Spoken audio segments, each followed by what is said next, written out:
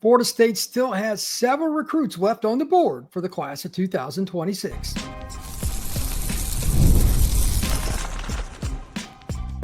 You are Locked On Seminoles, your daily podcast on the Florida State Seminoles. Part of the Locked On Podcast Network, your team every day. Welcome back into Locked On Seminoles. I am your host, Brian Smith, longtime college football writer, recruiting analyst. Thank you for making Locked On Seminoles your first listen each and every day here on the Locked On Podcast Network. Today's show is brought to you by FanDuel. Right now, new FanDuel customers can gain $150 in bonus bets with a first $5 bet winner. We're going to be talking about the latest recruiting developments for the Noles, a little bit of good news for Jay Timmons, one of the top recruits in the country, committed to your Florida State Seminoles, and we're going to be talking about flip candidates, opportunities for Florida State to increase their chances to end up in the top 10 of the national recruiting rankings. And finally, most importantly, as we get closer to college football season, I'm going to begin talking more and more about Alabama over the next month. Obviously, Kalen DeBoer was at SEC Media Days, and he surprised me a little bit with some of his commentary. We'll talk about that to end the show. But to begin, let's discuss the latest recruiting intel. It's a bevy of information. Some kids they're going after, they're committed elsewhere, official visit, a player they're waiting to get back from Europe to make his decision, a little bit of everything. And just for the record, no rhyme or reason as far as order, offense, defense, priority, etc. This is just how I wrote it down in my notes, so take that in mind. Jarius Rogers, this one surprised me a little bit. Defensive end, Fleming Island High School, just outside of Jacksonville, Florida. Going to take a visit all the way down to Tallahassee. Not really all the way. I'm making fun of that because when Syracuse got his commitment, I'm like, you got to be kidding me. Florida State didn't even get an OV. Well, he's finally going to take it. The official visit will be October 4th when the Noles host Miami. Syracuse done an incredible job of recruiting the Sunshine State. Florida State's trying to get back in the mix. And as I noted recently here on Locked On Seminoles, they still don't have an edge rusher. Rogers is like 6'4", 6'5", just over 200 pounds. He's probably a kid that's going to top up around 235, 240. He is perfect for an outside linebacker, pass rusher specialist. This is the kind of young man that Florida State has made a living off of ever since Bobby Bowden graced the sidelines in Tallahassee. Can't lose these kids to Syracuse. I've been saying it forever. Cameron Wilson's another kid they're still recruiting. He might make a visit at some point. He's a young man out of Miami, Florida. This is important. Florida State needs to get back in on some of these kids. They got to stop this quote-unquote momentum that Syracuse has within the Sunshine State. Both those kids committed to Syracuse, but Florida State still getting the opportunity to possibly host both. Derek Cooper, he's going to make his decision on the 20th, a few days away. Let's see, today is the 16th. So he's going to make his decision on Sunday. Barring something unforeseen, it's going to be Miami, Texas, or Georgia. I know everybody still has meant, hey, Florida State's in this. Are they really?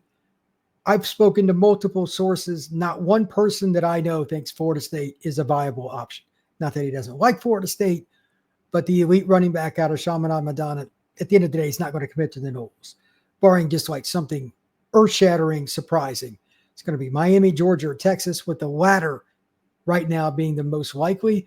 They've been throwing around a lot of cash, and we'll get into why that's significant here in a little bit with the House settlement case and the impending August 1st NIL clearinghouse deadline. There's no way to say this. It's complex, but that's recruiting. They've made it worse than ever. Congrats to the NCAA for screwing it up as usual. We'll talk about that a little bit later, but Jay Timmons, a little shout out to him. Legacy recruit committed to the Florida State Seminoles, cornerback out of Pine Richland High School in Pittsburgh. He was ranked, I believe it's number 39 overall, not like corner, DB, or anything like that. Number 39 overall with the new Rivals rankings. For the record, and speaking of confusing, on 3 purchased Rivals, and now the guys that did the on 3 rankings, those really aren't a thing anymore. They're calling it Rivals rankings because they've been around forever. It's the OG. The recruiting industry started in 98 or 99. That is interesting within itself, but that's why they're changing it. But the guys that did the on-3 rankings are now doing it and calling it rivals. So the new update, Jay Timmons is 39th.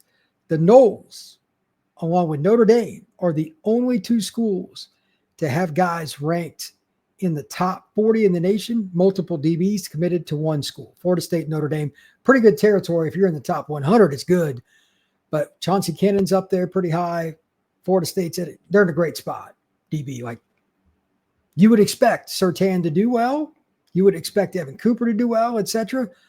They've got a really good DB class. Been talking about that a lot with Florida State, but shout out to Jay Timmons. He's getting us some respect, and he's earned it. Rodney Colton, TJ White, and I'm just going to say it this way, the linebacker position in general, they've got a couple guys committed. Karan Maycock, who, by the way, is shutting it down. He's going to Florida State. That's a very big get for the Noles. But they also need one more DB. They got Lavely, the older brother, plays at Florida State already. He's on campus, enrolled with FSU. He's the other linebacker committed. They need at least 3. To be honest, I'd like there to be 4, but how Florida State does it, I don't know. But if they took another one, it has to be a hybrid guy, a big safety that could play multiple roles. But we'll see if they get even a third.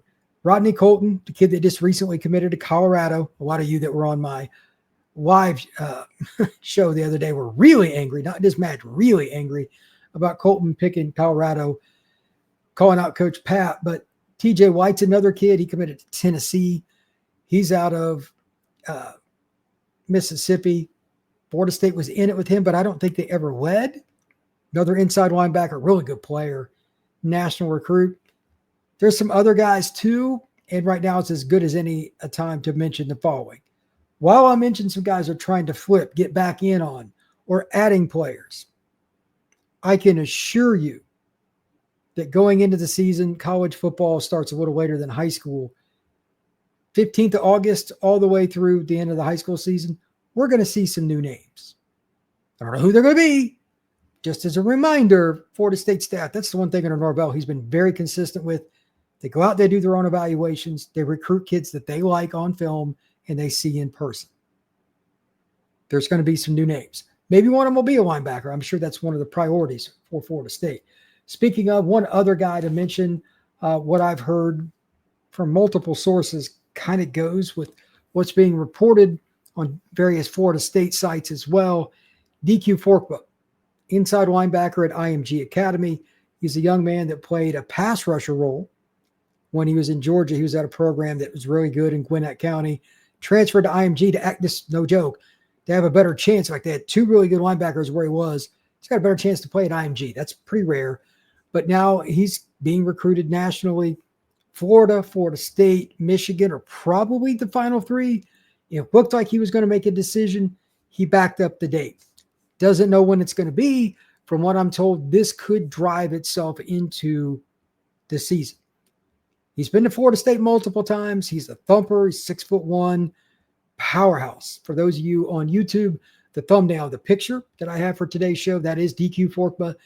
He is one of the most physically developed specimens I've ever seen in my life. He looks like a 28-year-old from the shoulders down that is an MMA fighter at the highest level. Absolute freakazoid. But I don't know where he's going to go yet. Things have been backed up. Michigan and Florida are probably the favorites. If FSU wants to win out, they got to get him back on campus. Right now, at best, they are 3rd, but it's been a back-and-forth race, so Ward only knows what could happen there. He's a dude, though. Kid at IMG that is being recruited nationally, DQ Forkba. Right now, he's about 230 pounds. And again, physically, he's ready to roll. Like he could play at Florida State right now physically. He is a rare specimen. Wilson Zaire. This is a kid that we're going to talk about next. I've been talking about him a lot here lately. A little bit of an update and one that is a bit concerning. That is next here on Locked on Seminoles. Summer sports are in full swing, and whether you're all about baseball under the lights, golf on the green, high-stakes soccer, FanDuel is the best way to get in on even more games and make them more exciting. You're already following the action. Why not make it a little bit more thrilling? With FanDuel, you can get in on the game while your friends are getting sunburned at the beach. For me, since we're so close to college football and all the different conferences having media days, it's about over-unders. I was looking at South Carolina today. FanDuel has them at 7.5, and I think that's an interesting total. Maybe you want to go one way or the other, but make sure you take a really hard look at the schedule. South Carolina's month of October into early November is rough. They got at LSU, Oklahoma, Alabama, and at Ole Miss in a 4-game stretch. That makes that a very interesting situation. If you're new to FanDuel, new customers can bet $5 and get $150 in bonus bets with the first bet winner. Open the FanDuel app today or go to FanDuel.com to get started. Thank you once again for making Locked On Seminoles your first listen each and every day here on the Locked On Podcast Network. I'm your host, Brian Smith, and thank you very much to everybody that comes in and checks out for all the latest Noles recruiting news. And as we start to transition into, ready for this, college football season. I like saying that. Not going to lie. I like saying that. We're a little bit less than 2 months away from college football season, and we're just about to the point where practice is going to start. Most teams start in 2 weeks to 2 weeks in a few days, Florida State included. It's going to be fun. I'm excited for it. And most importantly, this is the big thing. It's just time for something different. Nothing wrong with baseball and all this other stuff. Football is my passion. I'm really, really ready for it. So back to recruiting. Wilson Zaire. Steve Wiltfong of On3/Rivals put in a prediction for Zaire to go to Auburn. I'd heard Florida State earlier, depending on who you talk to. I haven't spoken to Steve. I don't know what he's heard. But if he put in a prediction, there's a pretty good reason for it, whatever it may be. This is very bad for Florida State for 2 reasons. Number one, although they went after a bazillion different offensive linemen, they've hit on a low rate. They got 2 guys in the boat. Secondarily, Zaire's a tackle. Premium position. If they miss out on him, obviously you recruit him until he signs with Auburn or he signs with you. But there aren't many options here. This is my one concern. Like now I'm officially concerned about O-line recruiting, and I'm a bit surprised by that because they've made it a priority. They're just not getting the guys. They had at one point 15 different players, remember correctly, lined up for OBs that were offensive linemen. 15! So we'll see. Now, the young man that is committed to Florida State that's from South London is going to play at Coral Gables High. He could end up on the offensive line, so that'd be a 3rd guy. But you want to get at least 2 tackles in this class. And right now, that is not the case. So we'll see what happens. Jacoby Green, really good interior player, kid from locally, not that far from Tallahassee. And they also have Michael Ionata, kid that's got not just an uncle, but a father that also played at Florida State, so he's a legacy. He plays at Clearwater Calvary Christian. I think he'll play tackle. He could play inside, but we'll see. But they need 2 more linemen with that minimum, one of them being a tackle. They don't get Zaire, who they getting? They're going to have to flip somebody there. This is concerning. There's no friendly, there's no nice way to say it. Florida State's a little bit behind the 8 ball here. Despite putting a lot more effort into recruiting, it still hasn't worked out. Like I would complain, you know me, I'm not shy if they hadn't put in the effort. That is not the case. It just hasn't happened. Could there be new names, etc.? Of course. But right now, I think they're going to have to try to flip somebody. And again, you never know with Zaire. Despite what Wilfong has put in his prediction for, anything's still possible. But right now, he is picking the Auburn Tigers. Now, before I talk about DeBoer, I want to try to explain. I have to explain this several times between now and the time it happens because it is very convoluted. Apologies, but I'm just following what I've been given. August 1st, and for those of you who heard this already, I apologize, but this is super important. August 1st, NIL Clearinghouse. Any deal that you have with a recruit that's $600 or more has to go through. To that end, there's a couple of subpoints, of course, with the NCAA and everything else. Congress now being involved. What a great idea. Actually, it's terrible.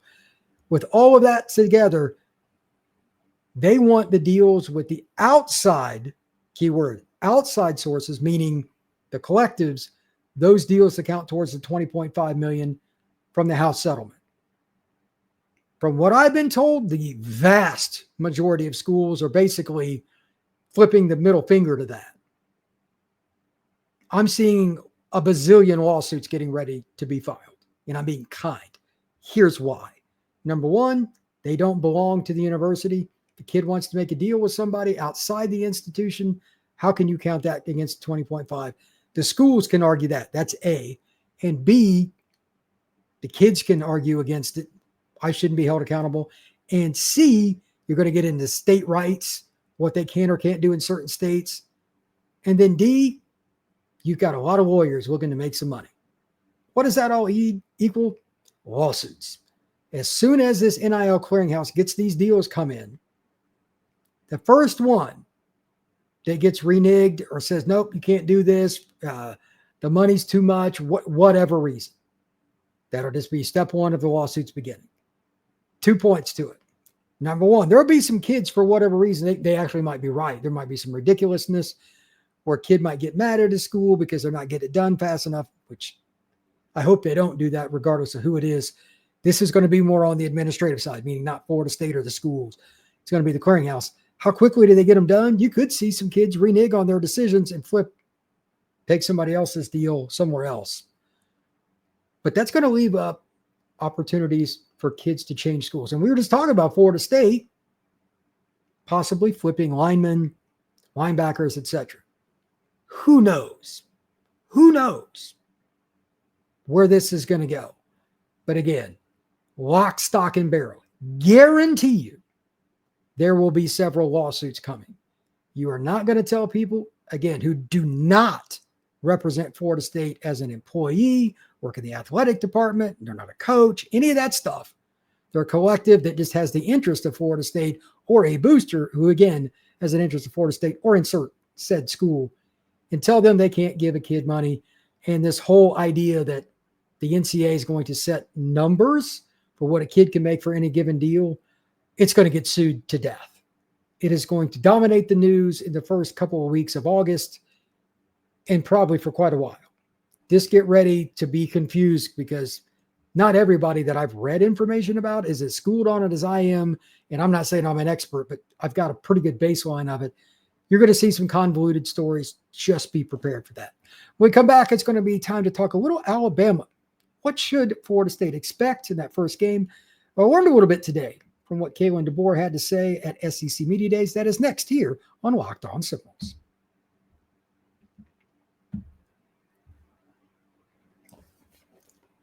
The Alabama Crimson Tide represent game number one for the Florida State Seminoles. And while most that are around the country don't think Florida State has much of a chance to win, I don't believe that's probably the best way to look at it. First games can be crazy. Florida State still has quite a bit of talent, and it is in the revamped Doak Campbell Stadium. I'm curious to see how everything goes. Ironically, Kalen DeBoer today, he had the opportunity to meet the media at SEC Media Days, and he was giddy. He was pretty open, which shocked me.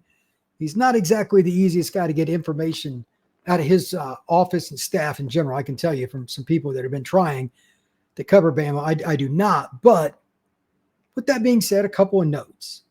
He went through his situation and openly said, like right out the gate, Ty Simpson is the leader in the clubhouse at quarterback. Didn't even hide from it. Didn't hide from it at all. Ty is a redshirt junior. He was an elite recruit by the rankings. I never thought he was a 5-star, but pretty good player. He's just never had a chance to play at Bama. He's had to wait his turn. I have no idea if he will end up being the guy.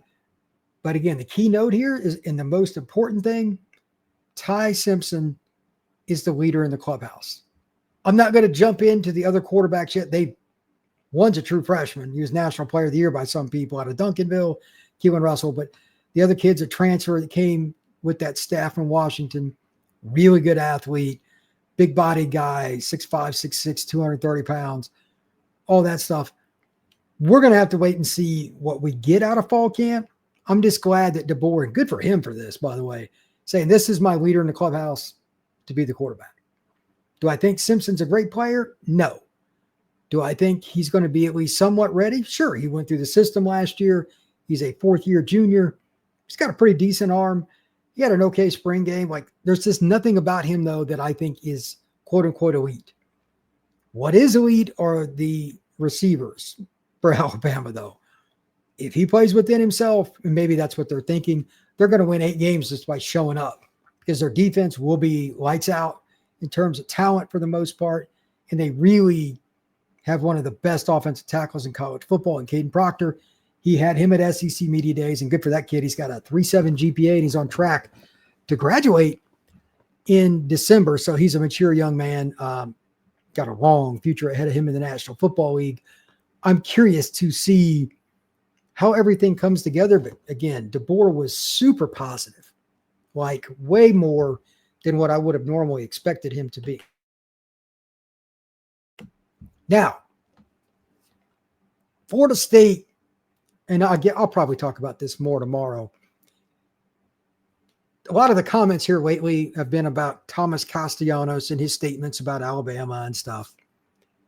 Some of the Alabama players were asked about it, and I haven't even read. I just saw a headline. I'm like, I have to come back and read this. As a warning, you're probably going to see some articles that are just pretty good that just give the news. Again, I haven't read any of them, but some of the players were asked. I'm curious what comes out of that, and I'm also curious of what people talk about with Bama and their expectations. DeBoer got asked tough questions pretty early. Did last year meet the Alabama standard? Guy from, forget which one, might have been Saturday Down South, asked. And I'm like, that's pretty poignant. Like, here it comes. Obviously, no, they didn't make the playoff. And DeBoer, again, to his credit, made it clear that it was not the standard at Bama. You can't win it if you don't make the playoff. That's what he said. I respect that. A lot of coaches would have danced around that like crazy. Respect for him doing it. But I didn't get much of a feel for like what they have at running back, O-line, and some of the other stuff. So that's the only disappointment. And we're not going to get much from fall camp, especially with them playing a major college football program game 1 in Florida State. But at least we got the quarterback stuff. It's a start. Tomorrow, I'll try to dig in more on Bama and try to get more in regards to what they can look like defensively, what I hear. I've got a few people I can ask of what they expect, but that's going to be a grind to get information out of Bama. That's not a program. It's easy to get info, so that might be a little bit. On the Florida State side, I want to start making some projections just for fun on defense because their defense got a lot of moving parts with the new defense Tony White is putting in. Who plays where? Might even do a live show the next week or two. Maybe right around, maybe the first week of practice with a few notes that we've heard. Do a live show because, as a reminder, Florida State's going to run 3 safeties unless White changes the defense from what he's been doing. Who lines up where, why? That's going to be a focal point. And then it's the linebackers. Like, that unit's got a lot of pressure. They're going to be running some 3-man fronts, getting guys in the right places. That's a big responsibility as well. Thank you once again for making Locked On Seminoles your first listen each and every day. Truly appreciate you stopping in to get all the latest Noles information on recruiting, get ready for the college football season, and anything else happening around the Noles. Please like and subscribe. We will see you again soon on Locked On Seminoles.